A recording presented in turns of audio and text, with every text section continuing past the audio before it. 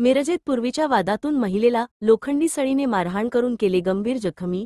मिरज येथील मालगाव रोड परिसरात किरकोळ व पूर्वीच्या वादातून एक महिलेवर लोखंडी सळीने हल्ला करून गंभीर जखमी केल्याची घटना घडली. रुकसाना शेख वय 35 असं जखमी महिलेचे नाव असून त्यांच्यावर सध्या मिरज शासकीय रुग्णालयात उपचार सुरू आहे. मिळालेल्या माहितीनुसार चांदिलाई शेख हे मूळ लिंगीवरे तालुका आटपाडी येथील रहिवासी असून ते सध्या मिरज येथील कलावती मंदिर मागे मालगाव रोड येथे वास्तव्यास आहे. काही काळापूर्वी त्यांनी अमीर सरदार पठाण यांच्या दुकानात काम केले होते. मात्र काही दिवसांपूर्वी त्यांनी ते काम सोडून अमननगर गल्ली क्रमांक 1 येथे स्वतःचं भंगार दुकान सुरू केला. त्यामुळे नाराज झालेल्या अमीर पठाण यांनी दुकानावर येऊन चांद शेख यांच्याशी वाद घातला.